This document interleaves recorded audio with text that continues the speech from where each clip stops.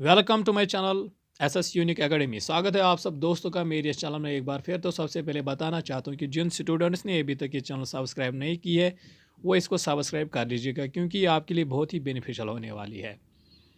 तो हम यहाँ पे पढ़ते हैं यूजीसी एनटीए नेट का पहला पेपर जो है उसका पहला यूनिट। हम चलिए पढ़ते हैं आज का टॉपिक,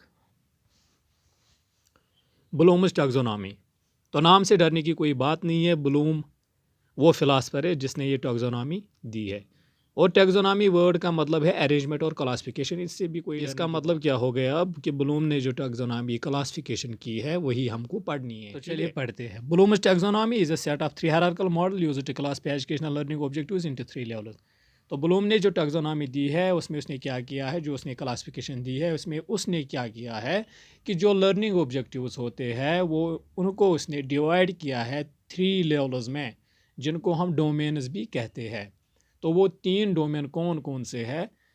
कॉग्निटिव पहला है, दूसरा अफेक्टिव है और तीसरा साइकोमोटर है। ठीक है। Cognitive domain is more focused and frequently used to structure curriculum, learning objectives, assessment and activities.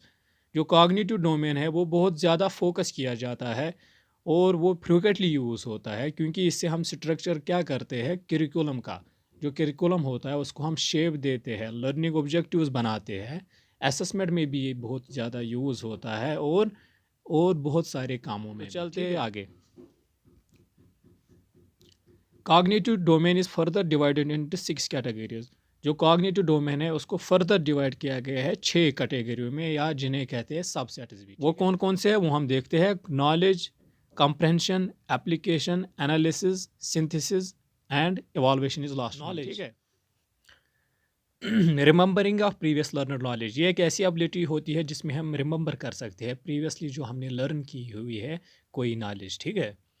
Comprehension, ये एक ऐसी एबिलिटी होती है जिसमें हम क्या कर सकते हैं, ग्रास्प कर सकते हैं मीनिंग किसकी, जो हमने लर्न किया पहले ही मटेरियल को ही। ठीक है, मतलब कि अंडरस्टैंडिंग। ठीक है।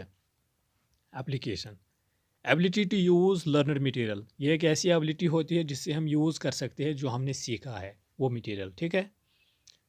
Analysis, breaking down the material in small parts, इसका मतलब यही है कि इसमें हम ब्रेक डाउन करते हैं कंटेंट को या मटेरियल को स्मॉल पार्ट्स में। ठीक है। सिंथेसिस, सिंथेसिस सिंपली है अपोजिट ऑफ एनालिसिस, क्योंकि एनालिसिस में हम ब्रेक डाउन करते हैं मटेरियल को। ठीक है। और सिंथेसिस में क्या करते हैं, इन ब्रेक डाउन जो मटेरियल हमने किया है इसको फिर हम नया होल बनाते हैं, छोटे बिट्स जो होते हैं नॉलेज के उनको आपस में मिलाते हैं, तो यही सिंथेसिस कहलाता है। इवैल्यूएशन, एबिलिटी टू जज the value of for a given purpose. Evaluation से हम क्या कर सकते हैं, इवैल्यूएशन वो एक ऐसी एबिलिटी होती है जिससे हम जज कर सकते हैं वैल्यू किसका, मटेरियल का, जो या नॉलेज का जो हमने हासिल किया। तो ये था कॉग्निटिव डोमेन जो दिया था ब्लूम ने।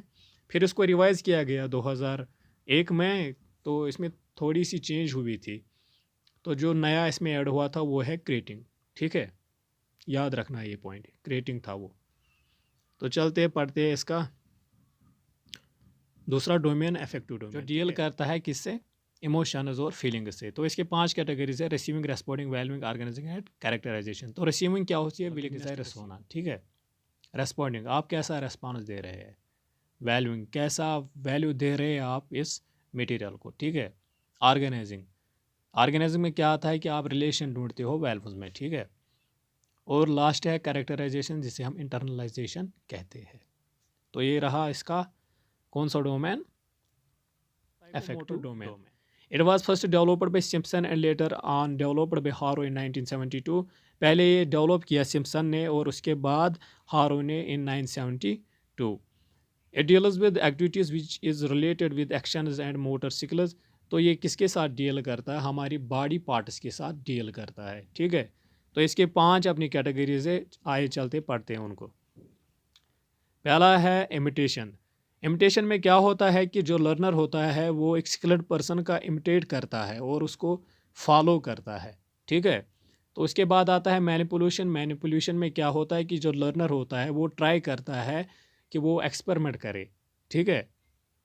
प्रिसिशन, प्रिसिशन का माने एक्यूरेसी है। तो एक्यूरेसी जो होती है एक लर्नर की, वो लाता है अपने आप में एक्यूरेसी, लेकिन किससे, रिपीट करता है, रिपीटिशन करता है एक्सपेरिमेंटों का। ठीक है। चौथा है इसका आर्टिकुलेशन। आर्टिकुलेशन मीन्स की एफिशिएंसी या इफेक्टिवनेस, ठीक है। जो लर्नर होता है वो खुद में एफिशिएंसी लाता है, इफेक्टिवनेस लाता है, किससे?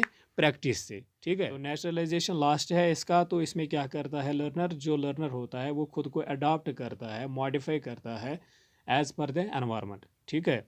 तो इस तरह से हमारा ये कंप्लीट हुआ ब्लूम्स टैक्सोनॉमी। और इसके बगैर हमें पढ़ने थोड़े से कुछ कंसेप्ट जो आते हैं, अक्सर एग्जाम में पूछे जाते हैं, वो भी पढ़ेंगे। चलो चलते हैं, पढ़ते हैं सम इम्पॉर्टेंट कंसेप्ट्स। तो पहला है lecture method. Lecture method helps in giving theoretical knowledge to participants. Lecture method हमें किस में ज़्यादातर यूज़ होता है कि इससे हम थ्योरेटिकल कंसेप्ट्स या थ्योरेटिकल नॉलेज दे सकते हैं किनको? पार्टिसिपेंट्स को या स्टूडेंट्स को। ये ऑलमोस्ट ज़्यादातर वन वे मेथड होता है क्योंकि इसमें डिपेंड ज़्यादा होता है टीचर पे ही। तो मेरिट क्या है इसका? मेरिट यही है कि हम लार्ज ऑडियंस को एक ही बार दे सकते हैं, मतलब कि लेस टाइम में दे सकते हैं।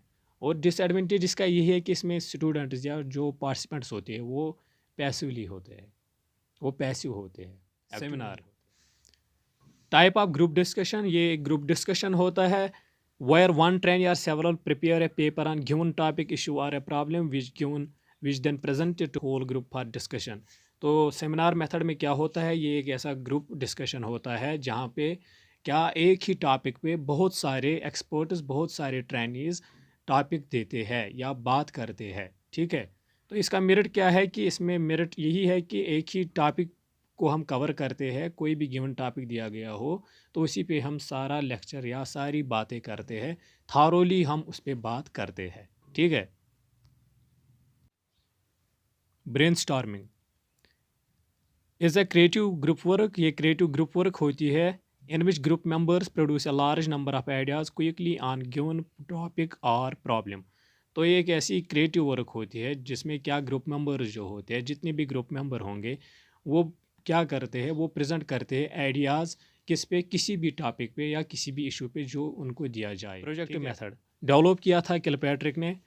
तो ये बोथ या ग्रुप में भी हो सकता है या इंडिविजुअली भी हो सकता है। तो इसमें क्या होता है कि स्टूडेंट एक्सप्लोर करता है नए नए एक्सपीरियंसेस, खुद करता है। Heuristic method advocated by professor Armstrong, ये प्रोफेसर आर्मस्ट्रांग ने दिया है। In this child is presented with any problem and he has to solve it independently. Heuristic model में क्या किया जाता है कि बच्चे को कोई प्रॉब्लम दी जाती है और उसको वो खुद ही सॉल्व करनी पड़ती है, मतलब कि वो इसमें डिस्कवर होता है प्रॉब्लम सोल्यूशन का, ठीक है। तो इस तरह से आज हमारा ये टीचिंग एप्टीट्यूड का यूनिट जो था वो कंप्लीट। तो इस तरह से ये टॉपिक हमारा कंप्लीट हुआ और इसी तरह से आज हमारा यूनिट फर्स्ट भी कंप्लीट हुआ।